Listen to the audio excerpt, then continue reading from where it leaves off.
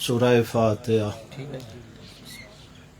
بسم اللہ الرحمن الرحیم، الحمدللہ رب العالمین، الرحمن الرحیم، مالک یوم الدین، ایاک نعبد و ایاک نستعین، اہدنا الصراط المستقیم صراط الذین انعمت علیہم غیر المغضوب علیہم ولا الضالین۔ بسم اللہ الرحمن الرحیم، قل هو اللہ احد اللہ الصمد لم یلد ولم یولد ولم یکن لہ کفوا احد۔ بسم اللہ الرحمن الرحیم، قل هو اللہ احد اللہ الصمد لم یلد ولم یولد ولم یکن لہ کفوا احد۔ بسم اللہ الرحمن الرحیم، قل هو اللہ احد اللہ الصمد لم یلد ولم یولد ولم یکن لہ کفوا احد۔ اللہم صلی علی محمد وآل محمد، اللہم صلی علی محمد وآل محمد۔ بار الہ اس کلام کا ثواب ہم سب حاضرین کے مرحومین کے ارواح، بالخصوص بانی مجلس سید ساجد حسین شاہ، ان کی بالخصوص ان کی والدہ کے روح کو اصال فرما۔ بار الہ تیری بارگاہ میں التجا ہے، تمام مرحومین مومنین و مومنات کی قبروں پہ اپنی رحمت نازل فرما۔ بار الہ تیری بارگاہ میں التجا ہے، امام زمانہ کے ظہور میں تعجیل فرما، ہم سب کا انجام بالخیر فرما۔ بار الہ تیری بارگاہ میں التجا ہے، جو دشمنان اسلام ہیں، ظالم ہیں اور ظالموں کی مدد کر رہے ہیں، بار الہ ہدایت کے قابل ہیں، ان کی ہدایت فرما، وإلا ان کو نیست و نابود فرما۔ بار الہ تمام مسلمانوں کی حالت پہ رحم فرما۔ بار الہ ہمارے ملک کی حفاظت فرما، ہمارے ملک کی سرحدوں کی حفاظت فرما، جو ہمارے ملک کے سرحدوں کی حفاظت کرتے ہوئے اپنی جانیں قربان کر رہے ہیں، ان کے درجات میں بلندی عطا فرما۔ بار الہ جو ہمارے ملک کی سرحدوں کے محافظ ہیں، ان کی توفیقات خیر میں اضافہ فرما۔ بار الہ امام زمانہ کے ظہور میں تعجیل فرما۔ اپنی ان دعاؤں کی قبولیت کے لیے صلوات۔ اللہم صلی علی محمد وآل محمد۔ لا حول ولا قوة الا باللہ العلی العظیم۔ حسبنا اللہ ونعم الوکیل، نعم المولا ونعم النصیر۔ اعوذ باللہ من الشیطان الرجیم، بسم اللہ الرحمن الرحیم۔ الحمدللہ الذی لم یتخذ ولدا ولم یکن لہ شریک فی الملک ولم یکن لہ ولی من الذل وکبرہ تکبیرا۔ اللہم صلی علی محمد وآل محمد۔ الصلاۃ والسلام علی سیدنا و نبینا و شفیع ذنوبنا و طبیب قلوبنا ابی القاسم محمد۔ اللہم صلی علی محمد وآل محمد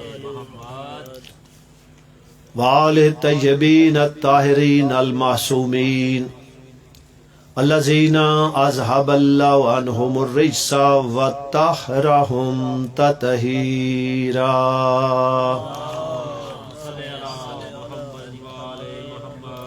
ولعنۃ اللہ علی اعدائہم اجمعین من یومنا ھذا الی یوم الدین۔ رب اشرح لی صدری ویسر لی امری واحلل عقدۃ من لسانی یفقہوا قولی۔ اما بعد، قال اللہ تعالی فی کلامہ المجید و فرقانہ الحمید و قولہ الحق۔ بسم اللہ الرحمن الرحیم۔ یا ایھا الناس اعبدوا ربکم الذی خلقکم والذین من قبلکم لعلکم تتقون۔ صلوات۔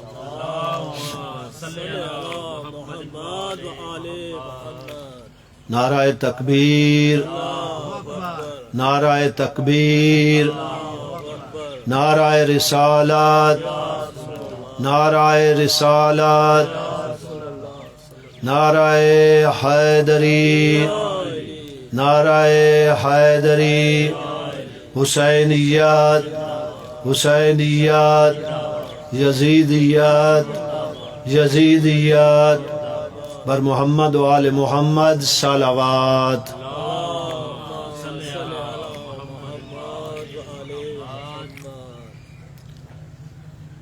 حاضرین، جس طرح آپ سارے احباب آگاہ ہیں کہ جو مجلس جو ہے جناب سیدہ کی شہادت کے سلسلے میں رکھی گئی اور سالانہ ہوتی ہے، دعا ہے مالک بانیان کی توفیقات خیر میں اضافہ فرمائے، مالک ان کے رزق حلال میں وسعت عطا فرمائے، اور سید ساجد شاہ اور ان کے برادران مالک تمام کو ہمیشہ اتفاق و اتحاد کے ساتھ عزت کی زندگی بسر کرنے کی توفیق عطا فرمائے۔ حاضرین، بہت بڑی سعادت ہے، کچھ ایسی چیزیں ہیں کہ جن کا بتایا گیا ہے کہ وہ خوش بختی کی علامتیں ہیں، سعادت کی علامتیں ہیں۔ میں سمجھتا ہوں جس طرح آپ سنتے رہتے ہیں نا کہ اگر بندہ وضو کر کے رات کو سو جائے تو اس کی ساری رات عبادت شمار ہوتی ہے، اسی طرح جو والدین کی خدمت کرتا ہے اس کی زندگی خوشحال ہوتی ہے۔ اسی طرح میں سمجھتا ہوں جن گھروں میں بی بی کی شہادت کی مجلس ہوتی ہے یہ بھی بہت بڑی سعادت ہے۔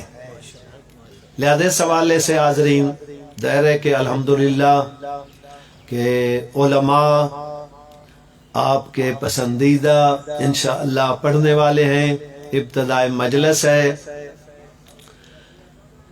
ہماری ہدایت کے لیے مالک نے جس طرح آپ کو پتہ ہے کہ پہلے انبیاء آئے، معجزات بھی تھے اور ساتھ ساتھ کتابیں بھی بعض انبیاء پہ نازل ہوئیں، اولے العزم نبی تھے، مگر جیسے ہی نبی گئے ان کے معجزات بھی ختم، ان کی شریعتیں بھی ختم، ان کا کوئی معجزہ آج معجزہ نہیں ہے۔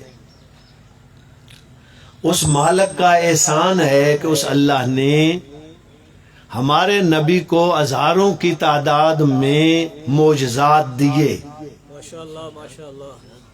مگر ہمارے نبی نے رسول اعظم کے دنیا سے جانے کے بعد ان کے بعض معجزات اب معجزات نہیں، مگر آج بھی معجزہ ہے، قیامت تک رہے گا، جس کا نام قرآن مجید ہے۔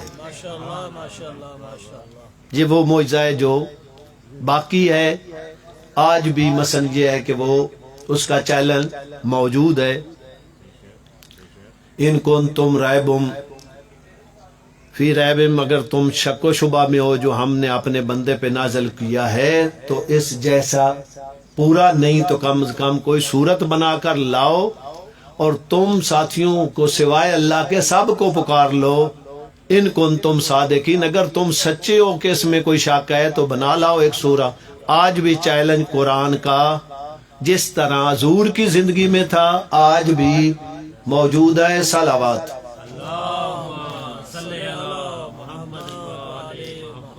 لہذا ایک وہ قرآن ہمارے لیے ہدایت ہے، اور کردار جو ہمارے لیے نمونے، الحمدللہ وہ 14 معصوموں کا کردار ہمارے لیے نمونہ ہے۔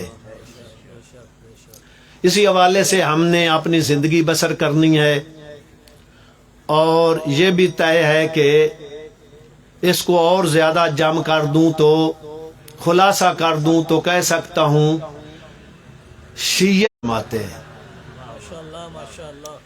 یہی شیعت کا خلاصہ بھی یہی ہے۔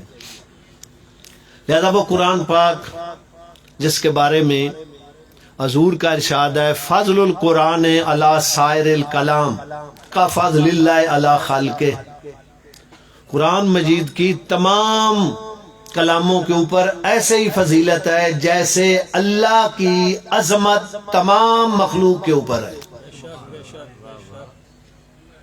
لہذا انسان کو قرآن پہ بھی عمل کرنا چاہیے اور آل محمد کے کردار کو نمونہ بناتے ہوئے زندگی بسر کرنی چاہیے۔ وہ قرآن، اس میں اللہ ارشاد فرما رہا ہے یا ایھا الناس اعبدوا ربکم الذی خلقکم والذین من قبلکم لعلکم تتقون۔ لوگو تم اپنے رب کی عبادت کرو جس نے تمہیں پیدا کیا ہے، اور صرف تمہیں پیدا نہیں کیا، تم سے پہلوں کو بھی پیدا کیا ہے، لعلکم تتقون، تاکہ تم متقی بن جاؤ، پرہیزگار بن جاؤ، تقوی اختیار کر لو۔ یہ اللہ کی عبادت کرنی ہے۔ حاضرین، عبادت جب تک معبود کی صحیح معرفت نہ ہو اس وقت تک عبادت نہیں ہوتی۔ یہ عبادت اور معرفت لازم و ملزوم ہے، مگر اس دونوں چیزوں میں بھی عبادت سے بھی معرفت مقدم ہے، کیونکہ جتنی معرفت بلند ہوگی اتنی ہی عبادت بلند ہوگی۔ ظاہر ہے کہ میرے سامنے ہے کہ علماء نے اس بات کو،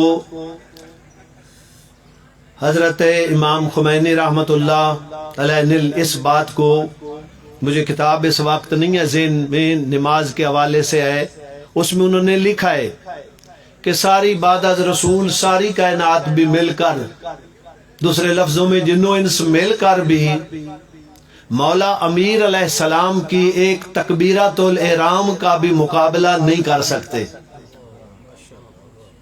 کیونکہ ان کی معرفت جتنی بلند ہوگی اتنی عبادت بلند ہوگی۔ لہذا اس حوالے سے بندے کو سب سے پہلے اپنے معبود کی معرفت ہونی چاہیے۔ لہذا معرفت کیے بغیر عبادت ٹھیک نہیں ہے، اور جتنی جتنی عبادت بلند ہوگی، معرفت بلند ہوگی، عبادت کے درجات بھی بلند ہوتے جائیں گے۔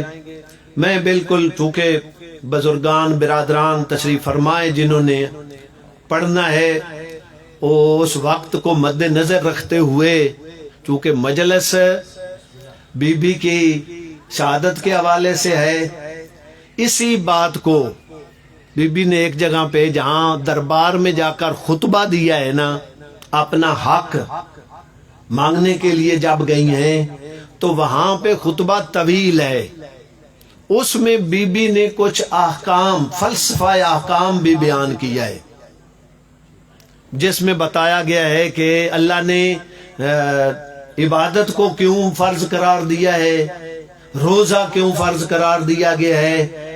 اس میں جب فلسفہ احکام بی بی نے بیان کیا ہے نا خطبے اپنے میں، اس میں پہلا جملہ یہ ہے فَجَعَلَ اللَّهُ الْإِيمَانَ تَطْهِيرًا لَكُمْ مِنَ الشِّرْكِ۔ معرفت کی بات ہو رہی ہے نا معبود کی۔ بی بی نے وہاں پہ خطبہ دیتے ہوئے جہاں فرمایا لوگوں پہچانو میں فاطمہ ہوں، لوگوں کو کوئی بھول تھی کہ نہیں، بی بی بتانا چاہتی تھی کہ اپنا تعارف کرا رہی ہے، لوگوں کو متوجہ کیا جا رہا ہے میں فاطمہ ہوں اور رسول کی بیٹی ہوں۔ جہاں پہ اپنے حق کو ثابت کرنے کے لیے بیان کی چیزیں، وہاں پہ یہ بھی بیان کیا اللہ نے ایمان کو اس لیے فرض قرار دیا ہے، ایمان کو بنایا ہے تطہیر لکم من الشرک، اللہ تمہیں شرک سے پاک رکھے۔ یہی مثلا یہ ہے کہ معرفت ہونی چاہیے۔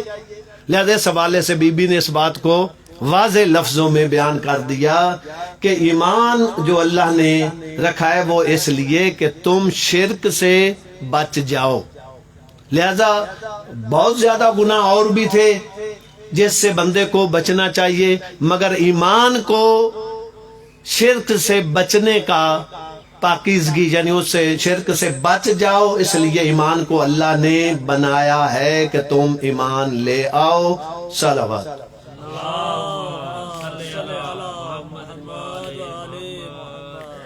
حاضرین، اسی حوالے سے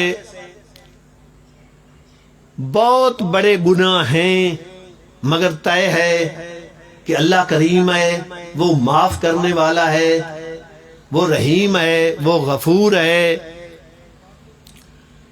اور ایک جگہ پہ تو بہت بڑی وسعت رکھنے والی آیت ہے جس میں ارشاد رب العزت ہے، قل ان کنتم تحبون اللہ فاتبعونی یحببکم اللہ۔ یعنی ایک تو یہ ہے نا کہ جس میں حضور کو اس حوالے کے جو مجھ سے محبت کرنا چاہتا ہے وہ ان سے کہو رسول کہ وہ آپ کی اتباع کرے تو اللہ ان سے محبت کرے گا، تمہارے گناہ معاف کر دے گا۔ یہاں پہ گناہ معاف کرنے، میں نے جو وسعت کی بات کی ہے وہ یہ ہے کہ حضور کو بیان کیا گیا ہے، قل یا عباد الذین اسرفوا علی انفسہم لا تقنطوا من رحمت اللہ ان اللہ یغفر الذنوب جميعا۔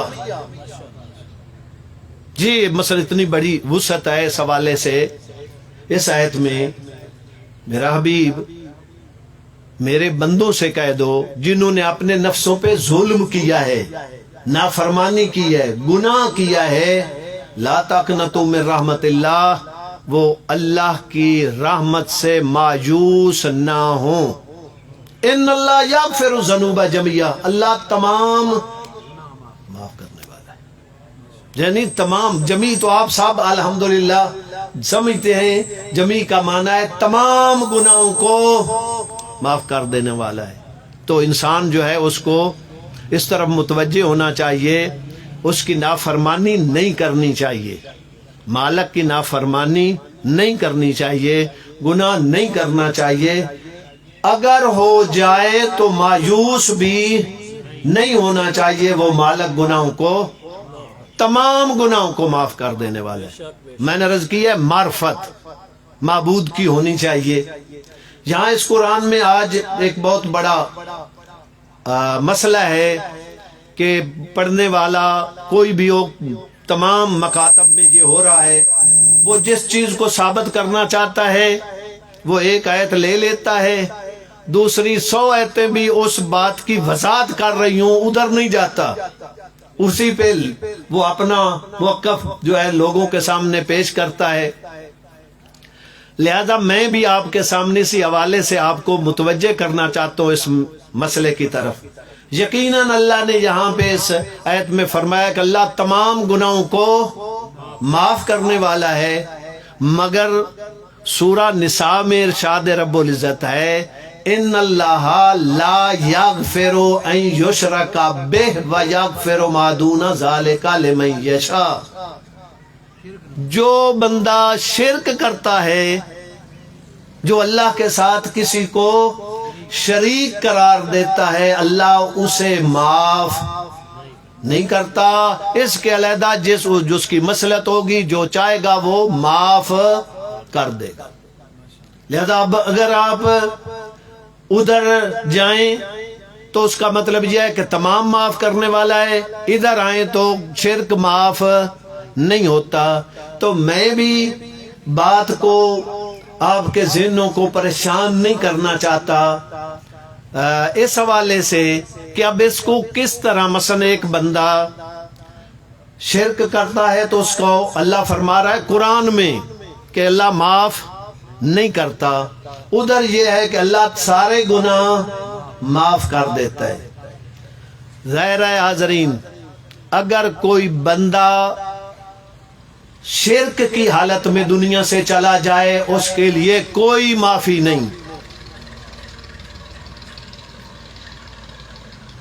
جو بندہ شرک کرتا ہے جنت اس کے لیے حرام ہے، مگر اب یہ کہا جائے کہ جی معاف نہیں ہے، میں بات کو اور زیادہ واضح کرنا چاہتا ہوں۔ اگر کوئی بندہ شرک کی حالت میں عقیدہ بد لے کر مر جائے اس کے لیے کوئی بخشش کی صورت نہیں ہے۔ ہاں، یہ عظمت اسلام ہے اسلام کیا ہے؟ اشہد ان لا الہ الا اللہ وحدہ لا شریک لہ واشہد ان محمدً عبدہ ورسولہ۔ جو کافر ہو، نجس تھا، یہ دو شہادتیں پڑھ لی ہیں، شہادتین، پہلے کافر تھا اب مسلمان ہو گیا ہے، پہلے نجس تھا اب پاک ہو گیا ہے۔ یہ عظمت ہے شہادتین کی، بات ذہن میں رکھیں تاکہ بات کو میں واضح کر دوں۔ اللہ کہتا ہے سارے گناہ معاف کروں گا، شرک معاف نہیں کروں گا، مگر یہ عظمت اسلام ہے۔ اگر کوئی بندہ کلمہ شہادتین پڑھ لیتا ہے نا، اس اسلام کے صدقے میں اللہ اس کے سارے گناہ سب کا معاف کر دیتا ہے۔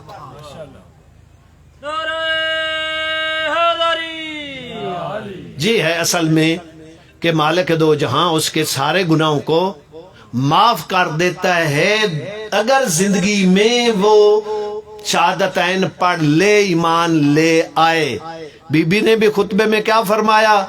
اللہ نے ایمان کو جو فرض قرار دیا ہے، بنایا ہے کہ لوگ ایمان لے آئیں، تطہیر لکم من الشرک، تم کو شرک سے پاک کرنے کے لیے انسان کو اپنے معبود کی معرفت ہونی چاہیے۔ جتنی معرفت ہوگی اتنی عبادت اس کے درجے بلند ہوں گے۔ صلوات۔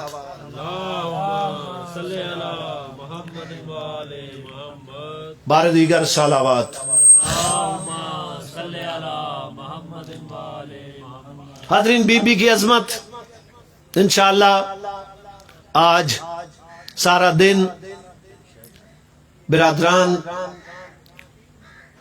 علماء کرام جو ہیں آپ کی خدمت میں بیان کریں گے۔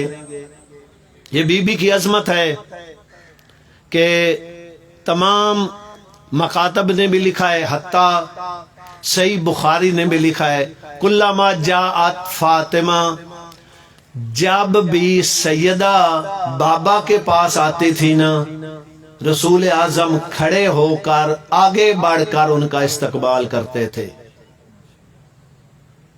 آگے بڑھ کر استقبال کرتے تھے۔ اور صحیح بخاری والے نے لکھا ہے جالسہا فی مجلس سے، حضور اپنی جگہ پہ بیٹی کو بٹھاتے تھے۔ یہ سیدہ کی عظمت ہے۔ لہذا اس حوالے سے جب بھی یہ بیان کیا گیا ہے کہ جب بھی سیدہ آتی تھی تو آگے بڑھتے تھے، ہاتھوں پہ بوسہ دیتے تھے، اپنی جگہ پہ بٹھاتے تھے۔ یہ ہے عظمت سیدہ۔ اب یہ ہے کہ وہ بیٹی کا احترام تھا۔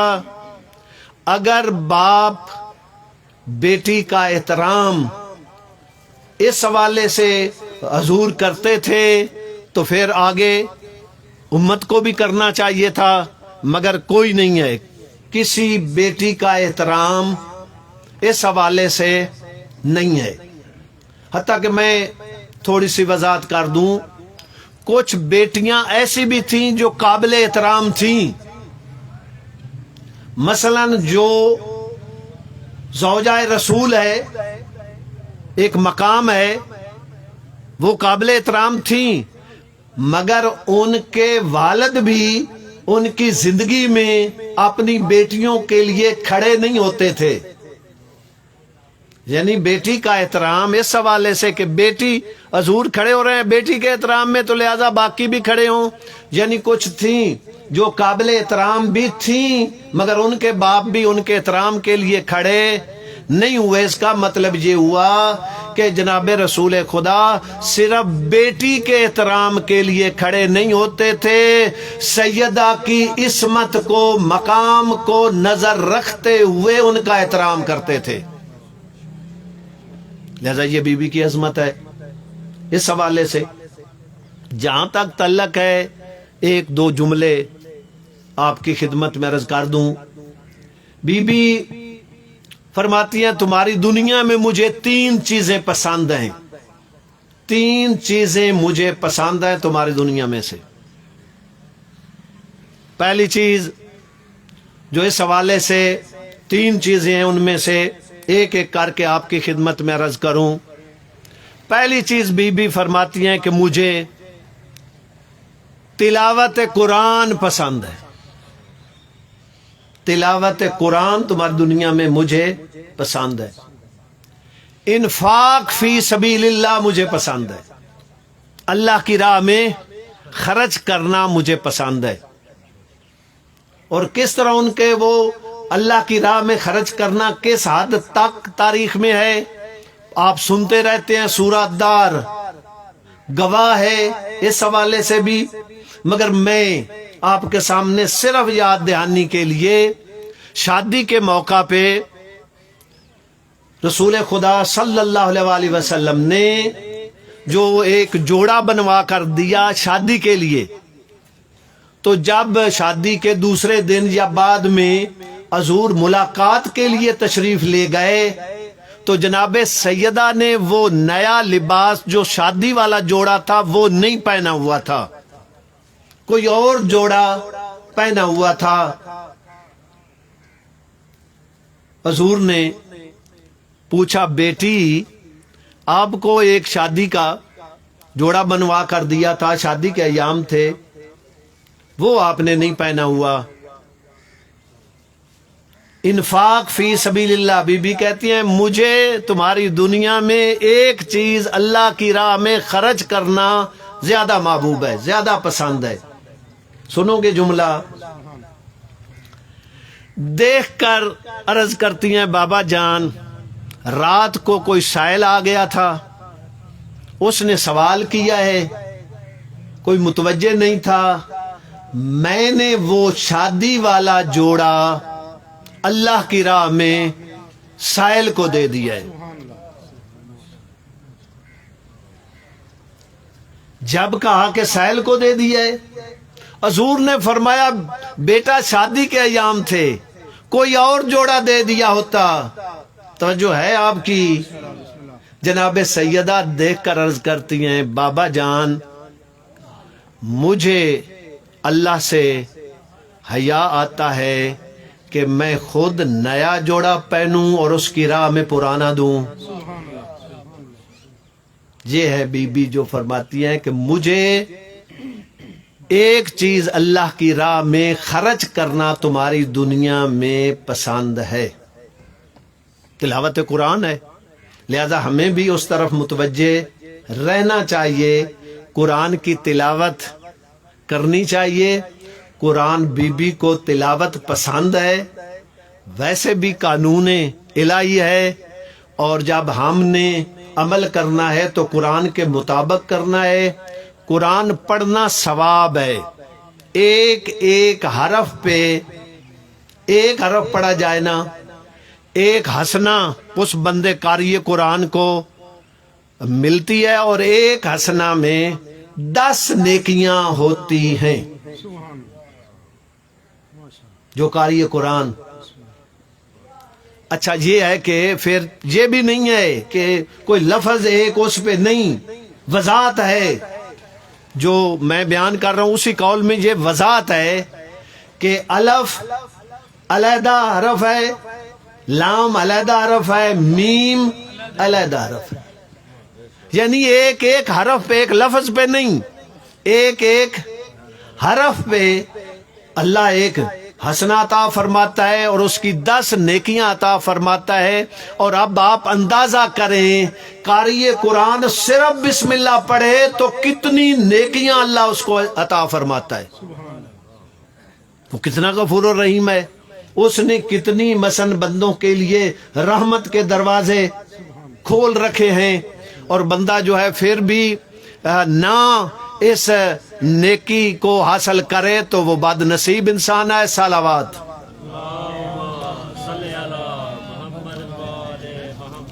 بار دیگر صلوات۔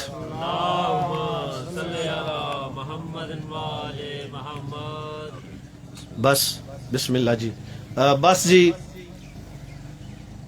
جو ہے نا وہ آپ کی خدمت میں عرض کروں، بی بی نے کہا مجھے تمہاری دنیا میں قرآن کی تلاوت پسند ہے اور اللہ کی راہ میں خرچ کرنا، انفاق فی سبیل اللہ پسند ہے۔ اور ایک چیز بی بی نے جو کہی ہے وہ یہ ہے، اپنے بابا کی چہرے کی زیارت مجھے پسند ہے۔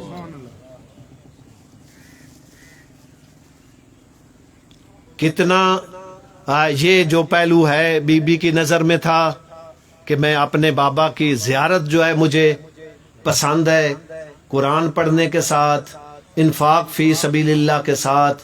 شاید یہی وجہ ہے جب بابے کا سایہ اٹھ گیا نا تو جو بابا کی زیارت کی اس حوالے سے دنیا میں زیارت کو پسند فرماتی تھی نا، وہی کہتی تھی صبت علیہ مصائب، میرے اوپر اتنے مصائب آئے، اگر وہ پہاڑوں پہ آتے تو ریزہ ریزہ ہو جاتے، دنوں پہ آتے وہ راتوں میں تبدیل ہو جاتی۔ لہذا حاضرین یہ وہ سبب تھا۔ بس میں ایک لفظ کہنا ہے، بی بی پہ کون سے جو ہے تھے مصائب، جو مصائب کے پہاڑ پڑے جاتے ہیں، شاید یہی ہے، ایک بابا کا سایہ اٹھ جانا، بابا کے فراق میں روتی تھی۔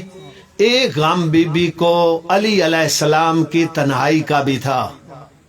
ایک دن علی علیہ السلام گھر میں تشریف لائے ہیں، بی بی پوچھتی ہے یا علی میں نے سنا ہے بابا کے جانے کے بعد مدینے کے حالات بدل گئے ہیں، لوگ آپ پہ سلام نہیں کرتے۔ عزادارو، اس وقت امیر علیہ السلام دیکھ کر عرض کرتے ہیں، بتاتے ہیں بی بی کو، سیدہ بات اس سے بڑھ گئی ہے، میں سلام کرتا ہوں لوگ جواب نہیں دیتے، انا للہ و انا الیہ راجعون۔ بسم اللہ۔